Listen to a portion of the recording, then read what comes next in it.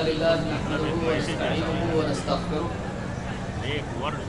ونعوذ بالله من شرور أنفسنا ومن سيئات أعمالنا من يهده الله فلا مضل له ومن يضلل فلا هادي له وأشهد أن لا إله إلا الله وحده لا شريك له وأشهد أن محمدا عبده ورسوله أما بعد فإن خير الحديث كتاب الله وخير الهدي هدي محمد صلى الله عليه وسلم وشر الأمور محدثاتها وكل محدثة بدعة وكل بدعة ضلالة وكل ضلالة في النار. قال الله تبارك وتعالى وما أرسلناك إلا رحمة للعالمين. وقال جل وعلا وإن تطيعوه تهتدوا. وقال تبارك وتعالى قل إن كنتم تحبون الله فاتبعوني يحببكم الله ويغفر لكم ذنوبكم والله غفور رحيم.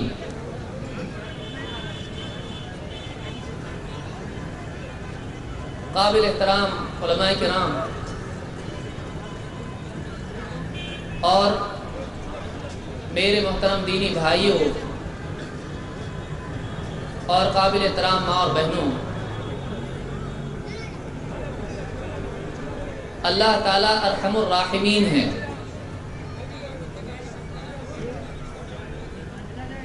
اور دنیا میں جتنی نعمتیں ہیں، چاہے یہ نعمتیں ظاہری ہوں یا باطنی، چاہے وہ نعمتیں دکھائی دینے والی ہوں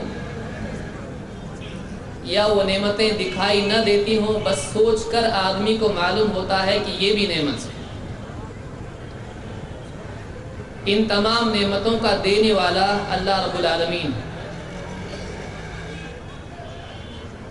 یہ ساری نعمتیں اللہ تعالیٰ کی رحمت کا اظہار ہیں. اس کے الرحمن الرحیم جو اللہ نے قرآن کریم میں کہا ہے کہ وہ الرحمن ہے، الرحیم ہے، بہت رحم کرنے والا ہے، بڑا مہربان، نہایت رحم کرنے والا. یہ اس کی رحمت کا تقاضا ہے. اللہ تعالیٰ نے انسان کو ایک بہترین جسم عطا فرمایا. اس کے جسم کے ساتھ اس کے جسم میں روح ڈالی، اس کو دیکھنے کی، سننے کی اور سوچنے کی صلاحیت عطا فرمائی. واللہ اخرجکم من بطون امہاتکم لا تعلمون شیئا وجعل لكم السمع والابصار والافئدة لعلكم تشکرون. کہ اللہ تعالیٰ نے تمہیں تمہاری ماں کے پیٹوں سے باہر نکالا، تمہیں پیدا کیا، اور اس حال میں کہ تم کچھ نہیں جانتے تھے. وَجَعَلَ لَكُمُ السَّمْعَ وَالْأَبْصَارَ وَالْأَفْئِدَةَ.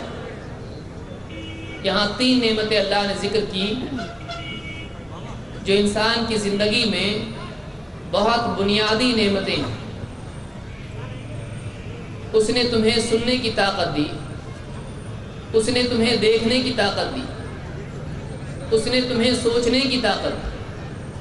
وَجَعَلَ لَكُمُ السَّمْعَ وَالْأَبْصَارَ وَالْأَفْئِدَةَ لَعَلَّكُمْ تَشْكُرُونَ. یہ نعمتیں اس نے تم کو اس لیے دی تاکہ تم اس کا شکر کرنے والے بن جاؤ. اللہ کی رحمت کا شکر ادا کرنا بندے پر لازم ہے، بلکہ اس کی پیدائش کا مقصد یہ ہے کہ وہ اپنے پیدا کرنے والے کو پہچانے، اس کو پہچانے جس نے اس پر اتنی ساری نعمتیں انڈیل دی. وَأَسْبَغَ عَلَيْكُمْ نِعْمَهُ ظَاهِرَةً وَبَاطِنًا. اس نے اپنی ساری نعمتیں تم پر انڈیل دی، ظاہری نعمتیں بھی اور باطنی بھی. انسان کا جسم اللہ کی دین ہے. دنیا میں زندگی گزارنے کے لیے جیسا جسم انسان کو چاہیے، اللہ نے ویسا جسم اس کو دیا ہے. اور اللہ تعالیٰ نے اس کو روح دی، اس کو عقل دی تاکہ وہ سوچے، اس کو کان دیے تاکہ وہ سچائی کو سنے، اس کو آنکھیں دی تاکہ زمین و آسمان میں غور کر کے وہ سچائی کے بارے میں سوچے، اس کو دل دیا تاکہ کانوں سے جو سچائی سننے میں آئی ہے، آنکھوں سے جو زمین و آسمان کو دیکھنے کا موقع ملا ہے، یہ سن کر اور دیکھ کر اپنے اس دیے ہوئے دل سے اس معلومات سے فائدہ اٹھائے۔ واقعی وہ اپنے پیدا کرنے والے کو پہچانے، لیکن اتنا ہی کافی نہیں،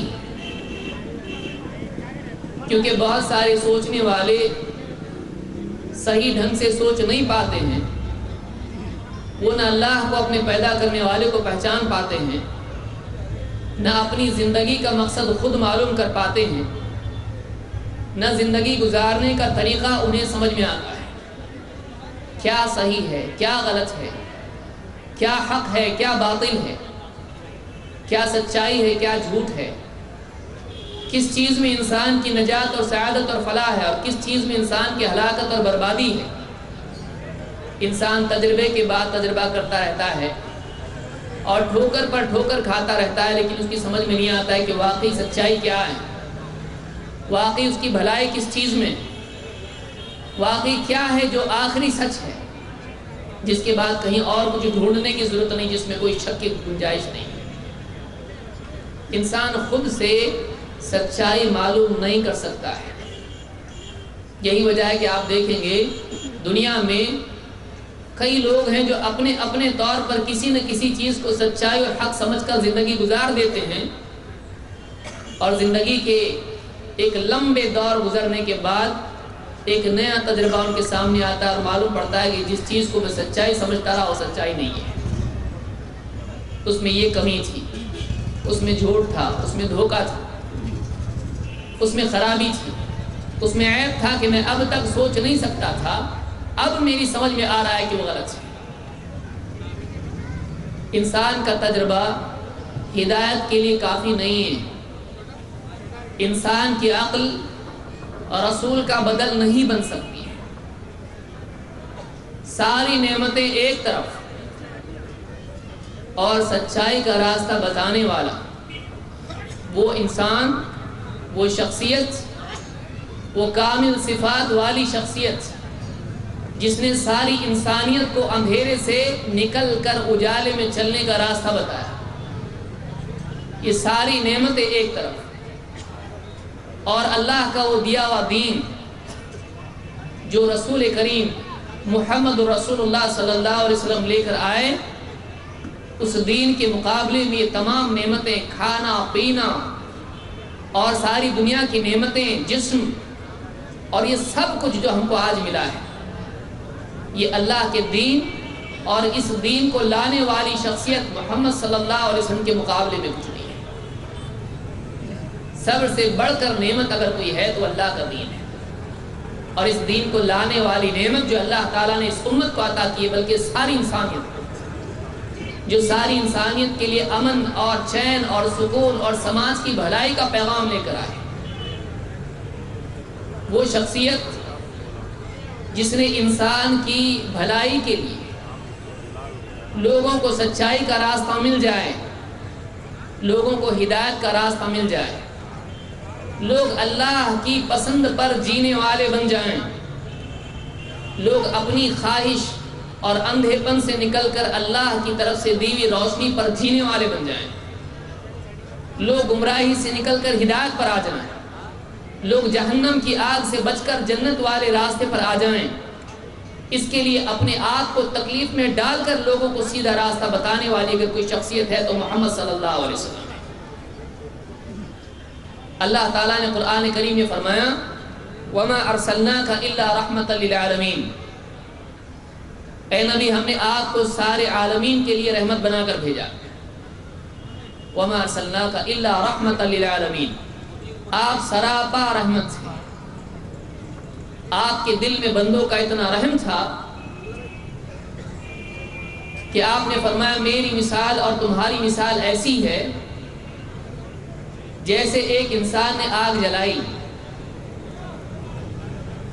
اور اس آگ نے جب اپنے اطراف کے ماحول کو روشن کیا، اجالا ہو گیا،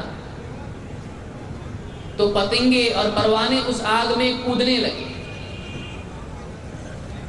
اور وہ آدمی ان کو بچانے کی کوشش کرتا ہے۔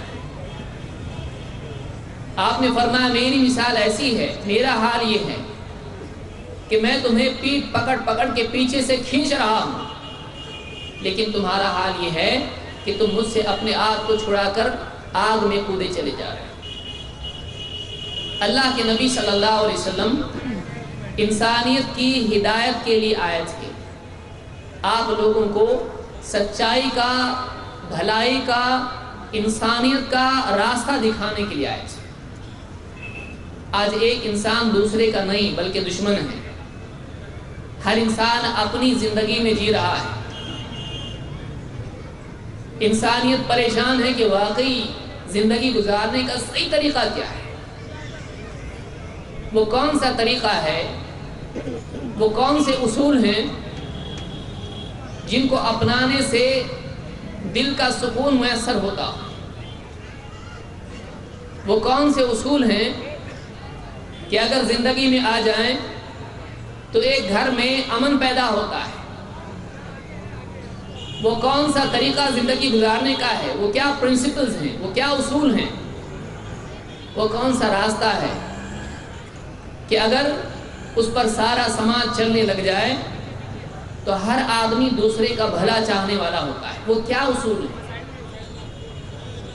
اگر کسی انسان کو یہ اصول تلاش کرنے ہیں تو وہ محمد رسول اللہ صلی اللہ علیہ وسلم کے قول و عمل کو دیکھتے ہیں۔ آپ نے جو بتایا اور آپ نے جو کر کے دکھایا اور آپ نے اپنی زندگی میں جو سماج بنایا، اگر آدمی اسی کو دیکھ لے تو اس کی آنکھیں کھل جائیں گی۔ اللہ کے نبی صلی اللہ علیہ وسلم ساری انسانیت کے لیے رحمت اور ہدایت بنا کر بھیجے گئے تھے۔ اسی لیے ایک آدمی اگر محمد رسول اللہ صلی اللہ علیہ وسلم کی بجائے کہیں اور یہ روشنی تلاش کرنے کی کوشش کرتا ہے تو ایسا آدمی زندگی بھر اندھیرے میں بھٹکتا رہے، اس لیے کہ اللہ تعالیٰ نے اپنی طرف سے نور بھیج دیا ہے، اللہ نے اپنی کتاب دے دی، اللہ نے اپنا رسول بھیج دیا، اللہ تعالیٰ نے اپنے دین کو کامل کر دیا۔ اليوم اکملت لکم دینکم واتممت علیکم نعمتی ورضیت لکم الاسلام دینا۔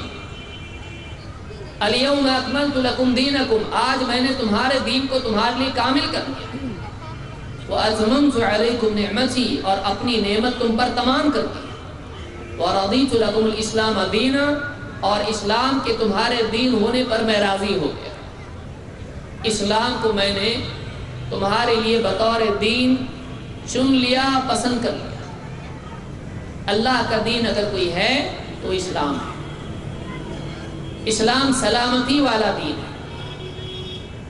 ایک انسان اگر اسلام پر آ جائے، اسلام کے مطابق اللہ کی بھیجی ہوئی شریعت اور اللہ کے بھیجے ہوئے دین کے مطابق جینے لگ جائے، دنیا میں بھی سکون و چین آ سکتا ہے اور آخرت میں بھی اس کے لیے امن و امان ہے۔ اللہ کے نبی صلی اللہ علیہ وسلم اللہ کی طرف سے بھیجے ہوئے رسول ہیں اور آپ کا ہر لفظ اللہ کی دی ہوئی وحی کے تابع، اسی لیے آپ صلی اللہ علیہ وسلم کبھی کبھار آپ لوگوں کے ساتھ ان کی ہنسی میں آپ کوئی ایسی مزاحیہ بات کہہ دیتے تھے جس میں لوگوں کا دل خوش ہو جاتا ہے۔ بعض لوگوں نے کہا کہ اللہ کے رسول آپ بھی مذاق کرتے ہیں، آپ بھی مزاح کرتے ہیں؟ آپ نے فرمایا ہاں، لیکن میں لا اقول الا حقا، میں حق کے سوا کچھ نہیں کہتا۔ آپ اگر خوشی میں بھی کچھ کہتے تھے تو وہ بات حق سے ہٹی ہوئی نہیں ہوتی تھی۔ ایک مرتبہ ایک صحابی کہتے میں اللہ کے نبی صلی اللہ علیہ وسلم کی ساری باتیں لکھ دیا کرتا تھا۔ کچھ لوگوں نے مجھ سے کہا کہ اللہ کے رسول صلی اللہ علیہ وسلم کبھی غصے میں بھی ہوتے ہیں تم آپ کی سب باتیں لکھ لیتے ہو؟ انہوں نے لکھنا چھوڑ دیا، اور اللہ کے نبی صلی اللہ علیہ وسلم سے جب اس کو عرض کیا تو آپ نے فرمایا کہ لکھ، اس ذات کی قسم جس کے ہاتھ میں میری جان ہے، لا یخرج منہ الا حق، اس ذات کی قسم جس کے ہاتھ میں میری جان ہے، میری زبان سے، میرے اس منہ سے اگر کچھ بات نکلتی ہے تو وہ حق ہوتی ہے۔ خوشی میں بھی کہنے والے کلمات جو بات آپ کرتے ہیں وہ سچائی ہے، حق سے ہٹی ہوئی نہیں ہے۔ غصے کی حالت میں آپ کی زبان سے نکلنے والے کلمات بھی حق ہیں، ہر حال میں آپ کی زبان مبارک سے اگر کوئی بات نکلتی تھی تو وہ حق بات ہوا کرتی تھی۔ یہی وجہ ہے کہ اللہ رب العالمین نے قرآن کریم میں فرمایا وَمَا يَنْطِقُ عَنِ الْهَوَىٰ إِنْ هُوَ إِلَّا وَحْيٌ يُوحَىٰ، یہ جو ہمارے رسول ہیں یہ اپنی خواہش کی بنیاد پر بات نہیں کرتے، ایسا نہیں کہ اپنی خواہش سے کچھ بھی کہہ دیں، بلکہ ان کی زبان سے کچھ بات نکلتی ہے وَمَا يَنْطِقُ عَنِ الْهَوَىٰ إِنْ هُوَ إِلَّا وَحْيٌ يُوحَىٰ، یہ تو ایک وحی ہوتی ہے جو اللہ کی طرف سے ان کے پاس بھیجی جاتی ہے۔ محمد عربی صلی اللہ علیہ وسلم کا کلام، آپ کی بولی ہوئی بات، آپ کی زبان مبارک سے نکلنے والے کلمات اللہ کی رضا کے تابع ہوا کرتے تھے۔ اللہ نے جس بات کو پسند کیا، اللہ کے نبی صلی اللہ علیہ وسلم کی زندگی وہی بات، اسی بات پر، اسی اصول پر ہوا کرتی تھی۔ یہی وجہ ہے کہ اللہ رب العالمین نے اللہ کے رسول صلی اللہ علیہ وسلم کی اتباع ہی میں انسانیت کی نجات اور سعادت اور فلاح اور کامیابی رکھی۔ اگر کوئی انسان چاہتا ہے کہ اللہ اس کو پسند کرے، اللہ اس سے محبت کرے، اللہ اپنے خصوصی تعلق کے لیے اس کو چنے، تو اس انسان کو بھی چاہیے کہ وہ محمد رسول اللہ صلی اللہ علیہ وسلم کو دوسرے لوگوں کے مقابلے میں چنے، اور آپ کی سنت کو دوسروں کی سنت کے مقابلے میں، دوسروں کے طرز حیات کے مقابلے میں چنے۔ وہ آپ کی ذات کو اور آپ کی بات کو تمام پر ترجیح دینے والا بنے۔ وہ اللہ کے نبی صلی اللہ علیہ وسلم کے مقابلے میں کسی شخصیت کو نہ مانے، آپ کے برابر، آپ سے بڑھ کر تو بہت دور کی بات ہے، آپ کے برابر کسی کو نہ مانے، نہ الفاظ میں، نہ دل میں، نہ اصول کے اعتبار سے، نہ مزاج کے اعتبار سے۔ اللہ کے نبی صلی اللہ علیہ وسلم کے مقابلے میں قولاً و عملاً یا اعتقاداً، نہ دل میں کسی کو آپ کے برابر مقام دے، نہ زبان سے آپ کے برابر کسی اور کو مقام دے، نہ اپنی زندگی میں جو راستہ چنتا ہے، جو اصول بناتا ہے، ان اصولوں کے اعتبار سے کسی بھی بڑی سے بڑی شخصیت کو اللہ کے نبی صلی اللہ علیہ وسلم کے برابر نہ کریں۔ یہی بات اگر آپ واقعی غور کریں تو سارے اولیاء نے کہی، یہی بات اگر آپ واقعی مطالعہ کریں سارے اماموں نے اور سارے علماء نے کہی ہے۔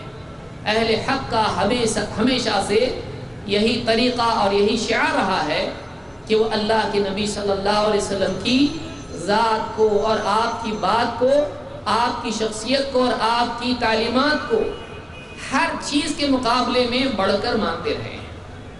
یہی سارے اولیاء اور اماموں کا طریقہ ہے، اسی پر چلنے میں بھلائی ہے۔ اس لیے کہ اللہ تعالیٰ نے فرمایا وَمَن يُشَاقِقِ الرَّسُولَ مِن بَعْدِ مَا تَبَيَّنَ لَهُ الْهُدَىٰ وَيَتَّبِعْ غَيْرَ سَبِيلِ الْمُؤْمِنِينَ نُوَلِّهِ مَا تَوَلَّىٰ وَنُصْلِهِ جَهَنَّمَ وَسَاءَتْ مَصِيرًا۔ جو کوئی رسول کی مخالفت کرے ہدایت کے واضح ہو جانے کے بعد، رسول اللہ صلی اللہ علیہ وسلم کی بات واضح ہو جائے، اللہ کے نبی صلی اللہ علیہ وسلم نے جس بات کو بیان کر دیا وہ حق سامنے آ جائے، سمجھ میں بھی آ جائے، دل پکار اٹھے کہ واقعی یہ صحیح ہے، لیکن پھر ایک آدمی کسی اور راستے کو اپنے لیے چنے، اسلام سے ہٹ کر، اللہ کے نبی صلی اللہ علیہ وسلم کی بتائی ہوئی راہ سے ہٹ کر کوئی اور راستہ آدمی چنے، سنت کی بجائے بدعت کو چن لے، رسول اللہ صلی اللہ علیہ وسلم کی تعلیم کے مقابلے میں سماج کو یا کسی اور چیز کو، باپ دادا کو یا کسی کو بھی چن لے، اگر رسول کے مقابلے میں، رسول اللہ صلی اللہ علیہ وسلم کے مقابلے میں اگر کسی اور کو چنتا ہے اور وَيَتَّبِعْ غَيْرَ سَبِيلِ الْمُؤْمِنِينَ، اور ایمان والوں کا راستہ چھوڑ کے کوئی اور راہ چلنے لگ جاتا ہے۔ ایمان والے کون؟ سب سے پہلے ایمان والے صحابہ، ان کے بعد ایمان والے تابعین، ان کے بعد ایمان والے تبع الاتباع یا تبع تابعین، اور پھر علماء کا سلسلہ چل پڑا ہے جس میں ائمہ کرام بھی آتے ہیں۔ وَيَتَّبِعْ غَيْرَ سَبِيلِ الْمُؤْمِنِينَ، اور ایمان والوں کا راستہ چھوڑ کے کوئی اور راستہ چلتا ہے، ان کے اصول، ان کا متفقہ راستہ جس پر سب کے سب متفقہ طور پر چلے ہیں، ان میں اختلاف نہیں ہوا ہے، ایسے راستے کو چھوڑ کر کوئی اور راستہ چلتا ہے، اللہ تعالیٰ فرماتا ہے نُوَلِّهِ مَا تَوَلَّى وَنُصْلِهِ جَهَنَّمَ وَسَاءَتْ مَصِيرًا، جہاں وہ مڑا ہے، جہاں کا رخ اس نے کیا ہے، اس کو وہیں ہم موڑ دیں گے۔ رسول کا راستہ چھوڑ کے، ایمان والوں کا راستہ چھوڑ کے، جہاں وہ مڑا ہے اس کو وہیں موڑ دیں گے۔ اپنی مرضی سے اس نے راستہ چن لیا ہے، چلنے دیں گے اس کو۔ نُوَلِّهِ مَا تَوَلَّى وَنُصْلِهِ جَهَنَّمَ، اور نتیجتاً اس کو جہنم میں پہنچا دیں گے، کیونکہ رسول اللہ صلی اللہ علیہ وسلم اور تمام صحابہ اور اہل ایمان کا جو طریقہ ہے، اہل حق کا طریقہ ہے، وہ جنت کی طرف جاتا ہے۔ اس راستے کو چھوڑ کر چلنے والا آدمی یقینی طور پر جہنم کے راستے پر جائے گا۔ نُوَلِّهِ مَا تَوَلَّى وَنُصْلِهِ جَهَنَّمَ، جہاں وہ مڑا ہے وہیں موڑ دیں گے اور اس کو جہنم میں پہنچا دیں گے۔ وَسَاءَتْ مَصِيرًا، اور وہ بہت برا ٹھکانہ ہے۔ پہنچنے کے اعتبار سے بدترین جگہ اگر کوئی ہے، بدترین منزل، بدترین ٹھکانہ اگر کوئی ہو سکتا ہے تو جہنم ہے۔ انسان تصور نہیں کر سکتا ہے، اس کے تصور کی برائی سے بری جگہ جہنم ہے۔ کب ملتی ہے جہنم؟ جب آدمی اللہ کے نبی صلی اللہ علیہ وسلم کی مخالفت کرتا ہے، چاہے وہ مخالفت دل سے ہو، چاہے وہ مخالفت زبان سے ہو، چاہے وہ مخالفت اپنے عمل سے ہو، کسی بھی طرح کی مخالفت نبی صلی اللہ علیہ وسلم کی اللہ کو پسند نہیں۔ اور یہ بھی عجیب بات ہے کہ ایک آدمی رسول اللہ صلی اللہ علیہ وسلم کو اللہ کا بھیجا ہوا رسول مانے اور پھر آپ کی قول و عمل یا اعتقاد سے مخالفت کرے، اس کا تصور ہی نہیں ہو سکتا ہے۔ کیسے تصور کیا جا سکتا ہے کہ واقعی ایک انسان محمد عربی صلی اللہ علیہ وسلم سے دل و جان سے محبت کرتا ہو، آپ کی شخصیت کا احترام کرتا ہو، آپ صلی اللہ علیہ وسلم کی یاد اس کے دل میں رہتی ہو، آپ کو دیکھنے کا شوق اس کے دل میں کروٹیں بدلتا ہو، آپ کی ملاقات نہ ہونے کا غم اس کے دل میں ہو،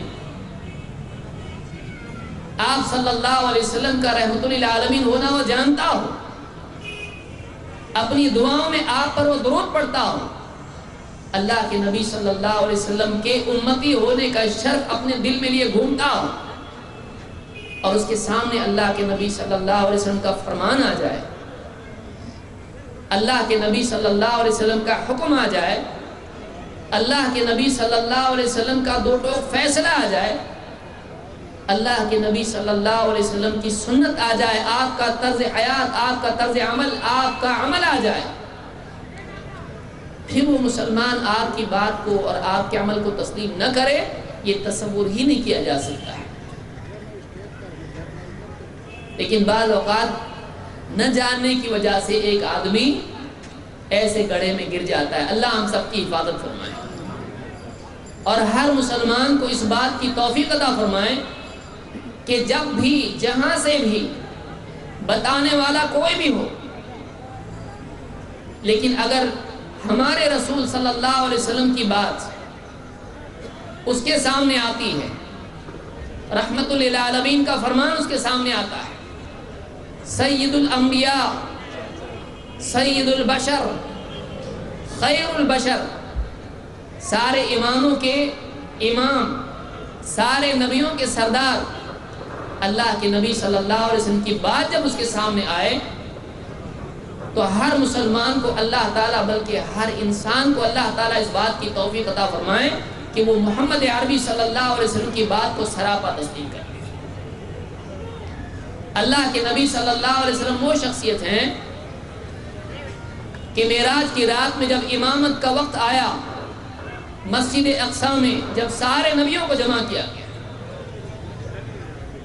اور جب نماز پڑھنے کا وقت آیا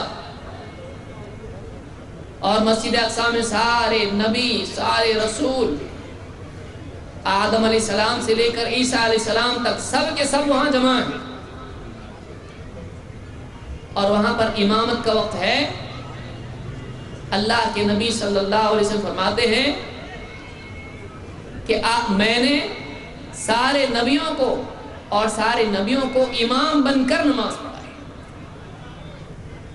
فَصَلَّيْتُ بِالنَّبِيِّينَ وَالْمُرْسَلِينَ إِمَامًا، کہ میں نے سارے نبی اور سارے رسولوں کو امام بن کر نماز پڑھائی۔ ابن جریر الطبری نے اپنی تفسیر میں اس کو روایت کیا ہے۔ آپ سوچیں کہ آپ امام تھے اس رات میں اور آپ نے سارے نبیوں کو امام بن کر نماز پڑھائی، یہ اس بات کی علامت ہے اور اللہ کی طرف سے یہ اعلان ہے، یہ خاموش اعلان تھا کہ آپ کا مقام دوسروں کے مقابلے میں بڑا ہوا ہے۔ ہر وہ نبی جو اپنے زمانے میں، ہر رسول جو اپنے زمانے میں لوگوں کے لیے فیصلہ کرنے والا تھا اور لوگوں کا امام تھا، انی جاعلک للناس اماما، ابراہیم علیہ السلام سے اللہ نے کہا تھا، لیکن جب سارے ایسے رسول نبی جو اپنے اپنے دور میں امام تھے ساری انسانیت کے لیے یا اپنے قبیلے کے لیے، اپنے علاقے کے لیے،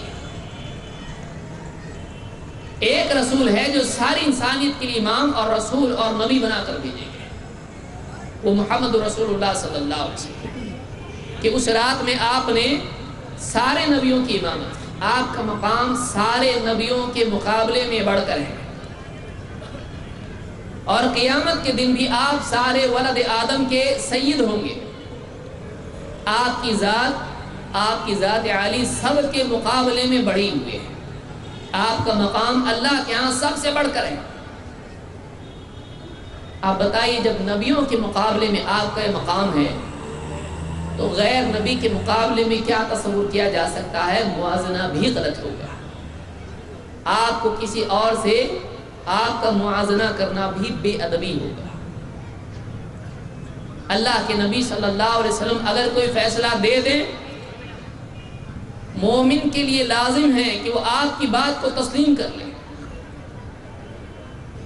وَمَا كَانَ لِمُؤْمِنٍ وَلَا مُؤْمِنَةٍ اذا قضى الله ورسوله امرا ان يكون لهم الخيرة من امرهم، اللہ تعالیٰ فرماتا ہے کسی مومن مرد کے لیے اور کسی مومنہ عورت کے لیے،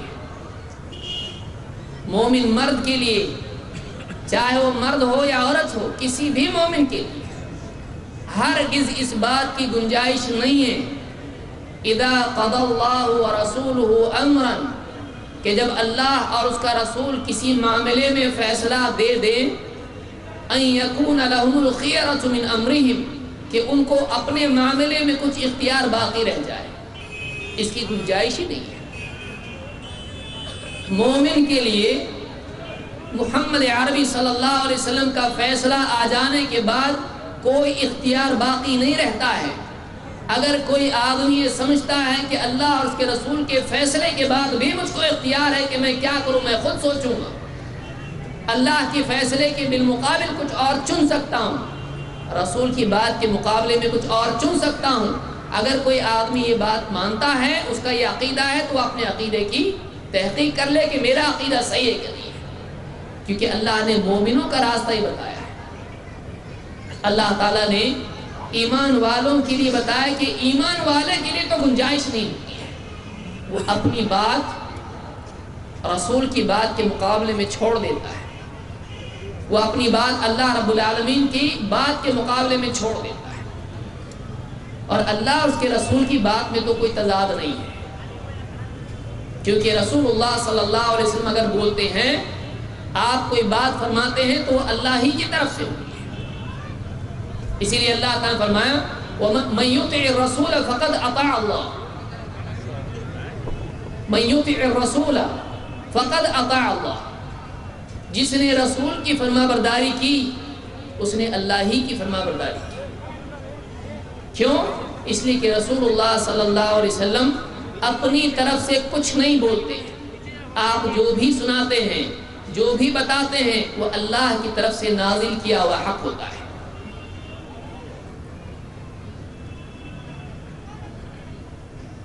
کوئی بھی ایمان والا اگر واقعی اس کے دل میں ایمان ہے، وہ اللہ اور اس کے رسول پر ایمان رکھتا ہے، اس کے لیے لازم ہے کہ حق آنے کے بعد وہ اس کے آگے جھک جائے، اس کو تسلیم کر لے۔ اسی طرح سے اللہ تعالیٰ نے ایک اور جگہ فرمایا اور قسم کھا کے کہا ہے فَلَا وَرَبِّكَ لَا يُؤْمِنُونَ حَتَّى يُحَكِّمُوكَ فِي مَا شَجَرَ بَيْنَهُمْ ثُمَّ لَا يَجِدُوا فِي أَنفُسِهِمْ حَرَجًا مِّمَّا قَضَيْتَ وَيُسَلِّمُوا تَسْلِيمًا۔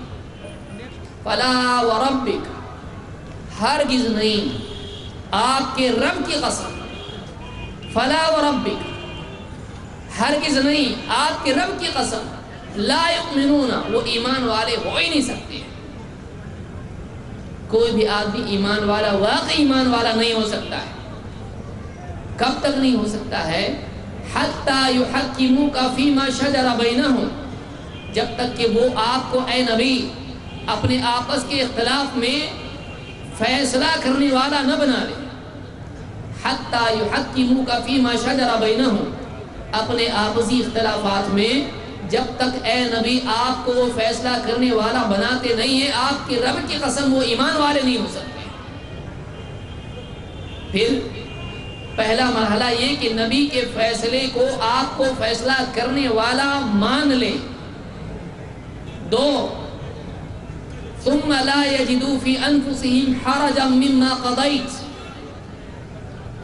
پھر آپ جو فیصلہ دے دیں، آپ کی طرف سے اے نبی جو فیصلہ صادر ہو، اس فیصلے سے اپنے جی میں کوئی حرج محسوس نہ کرے۔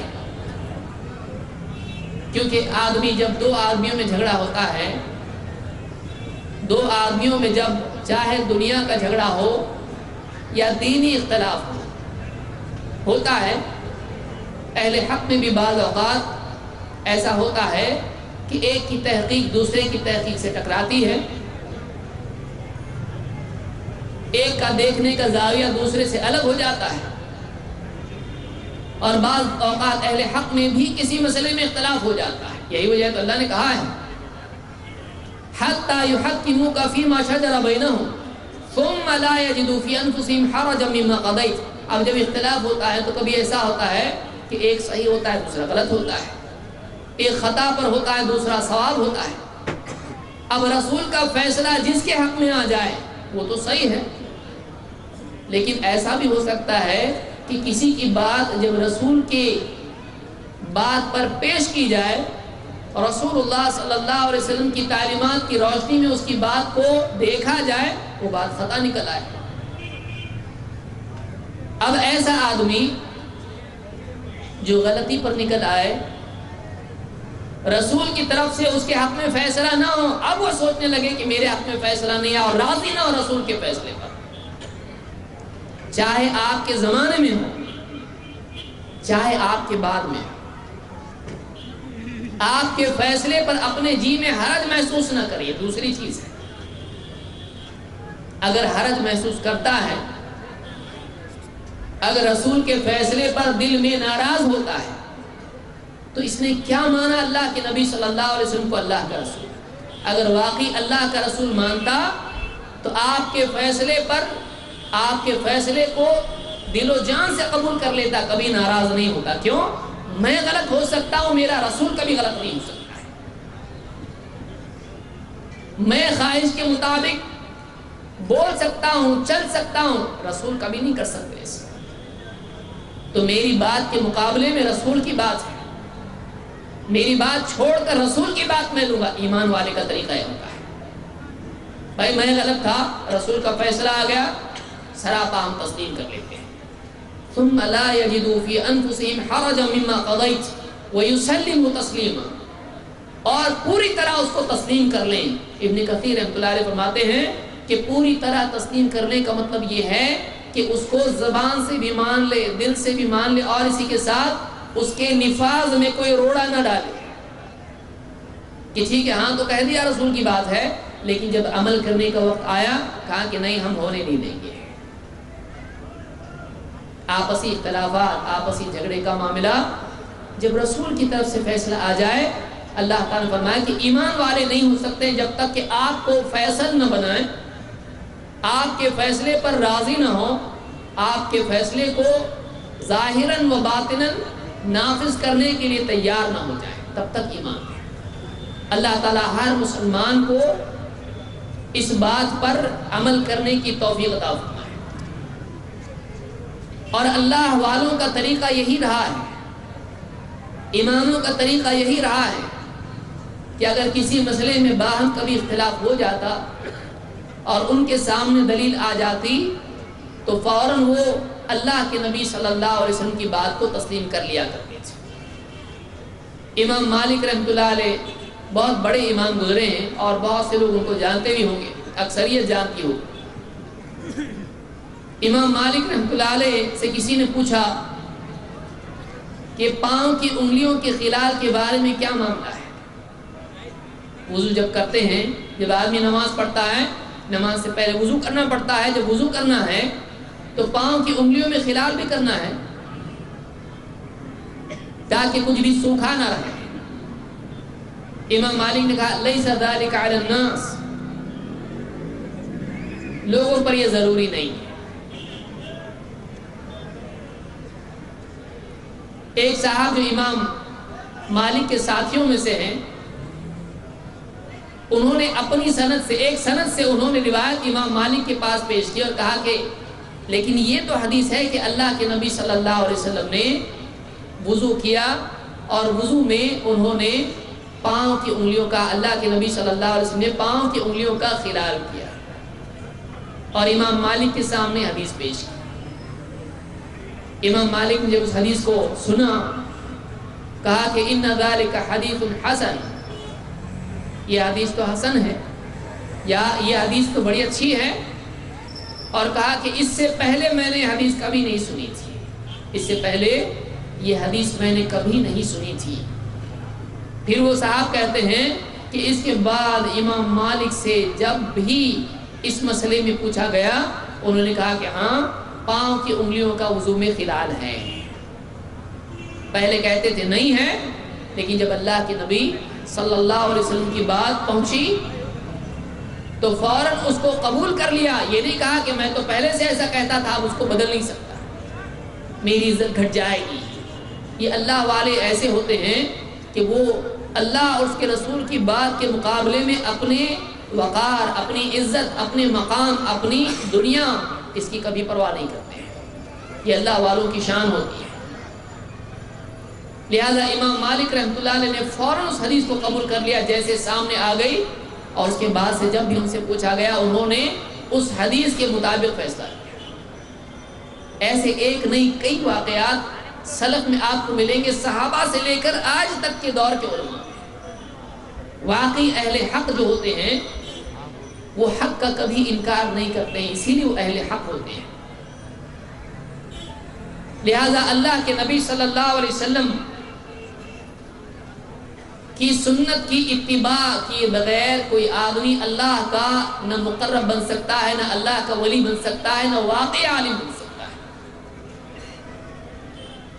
کیونکہ اللہ کا مقرب ہونے کے لیے یہ شرط ہے، اللہ کا محبوب ہونے کے لیے شرط ہے کہ آدمی کی زندگی میں اللہ کے نبی صلی اللہ علیہ وسلم کی سنت کی اتباع، وہ دوسروں کے مقابلے میں آپ کے قول و عمل کو ترجیح دیتا۔ اللہ تعالیٰ فرماتا ہے قُلْ إِن كُنتُمْ تُحِبُّونَ اللَّهَ فَاتَّبِعُونِ يُحْبِبْكُمُ اللَّهُ وَيَغْفِرْ لَكُمْ ذُنُوبَكُمْ وَاللَّهُ غَفُورٌ رَحِيمٌ۔ اے نبی آپ کہہ دیجئے ان کنتم تحبون اللہ فاتبعونی، اگر تم واقعی اللہ سے محبت کرتے ہو تو میری پیروی کرو، میری اتباع کرو، مجھ کو فالو کرو. فاتبعونی یحببکم اللہ، اللہ بھی تم سے محبت کرے گا. ویغفر لکم ذنوبکم، اور اتنا ہی نہیں کہ تم سے محبت کرے گا، تمہارے پچھلے جتنے گناہ ہیں، تم سے جو بھی کوتاہی تقصیر ہوتی ہے اس سب کی مغفرت کر دے گا. وَيَغْفِرْ لَكُمْ ذُنُوبَكُمْ وَاللَّهُ غَفُورٌ رَحِيمٌ، اور اللہ ہے ہی بڑا مغفرت کرنے والا، رحم فرمانے والا. وہ تو بڑا مغفرت کرنے والا ہے اور بندوں کے ہاتھ پر رحم کرنے والا ہے، جو جس کو چاہے معاف کر دے. وہ جتنے بھی گناہ انسان کے ہیں، وہ چاہے تو ایک عورت جو بے حیا فاحشہ عورت ہے، ایک کتے کو اس نے رحم کھا کے پانی پلا دیا. ایک فاحشہ عورت ہے، اس نے دیکھا ہے کنواں ہے، اس کے پاس ایک کتا ہے، اس کو پیاس لگی ہے. اس فاحشہ عورت نے اپنے موزے سے پانی نکال کر اس کتے کو پلا دیا. اللہ تعالیٰ نے اس کی اس ایک نیکی پر اس کی مغفرت کی. اللہ اتنا رحم والا ہے. آپ بتائیے، ایک کتے کو اگر ایک عورت پانی پلا دیتی ہے اور بری عورت ہے، اللہ اس کی مغفرت کر دے، آپ سوچیے کیا مقام ہوگا اس عمل کا جس میں نبی کریم صلی اللہ علیہ وسلم کی سنت کی اتباع ہو. جس انسان کی زندگی میں محمد عربی صلی اللہ علیہ وسلم کی سنتیں آ جائیں، اس کی زندگی کا ہر عمل سنت کے تابع ہو جائے، وہ عمل اللہ کو کتنا پسند ہوگا، اس آدمی کا مقام کتنا بڑھ جائے گا. یہی وجہ ہے کہ اللہ نے فرمایا کہ اللہ تعالیٰ تم سے محبت کرے گا. کب؟ جب تمہاری زندگی میں ہمارے نبی کی سنت آئے گی. اے نبی، آپ کہہ دیجئے کہ اگر واقعی تم اللہ سے محبت کرتے ہو تو میری پیروی کرو، میری اتباع کرو. اگر تم میری اتباع کرو گے تو اللہ بھی تم سے محبت کرے گا.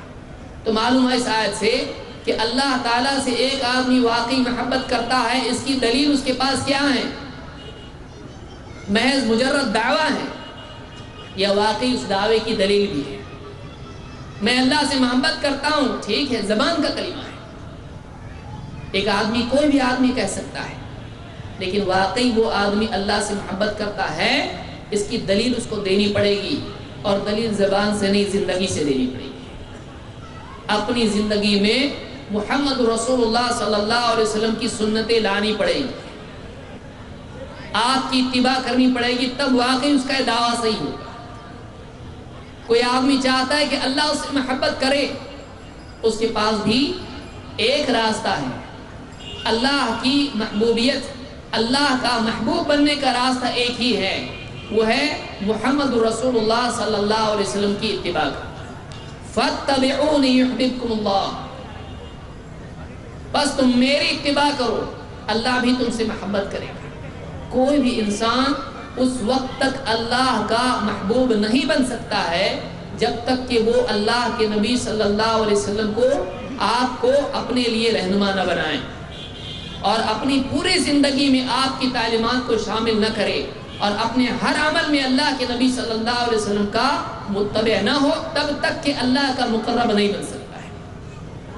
اسی لیے اللہ نے فرمایا فَاتَّبِعُونِ يُحْبِبْكُمُ اللَّهُ، تو میری اتباع کرو، اللہ تم سے محبت کرے گا. اور جب اللہ کسی سے محبت کرتا ہے تو اس کو اپنا مقرب، اپنا ولی بنا لیتا ہے. جس درجے کی نبی صلی اللہ علیہ وسلم کی اتباع ہوگی، اس درجے کی ولایت اس کو ملے گی.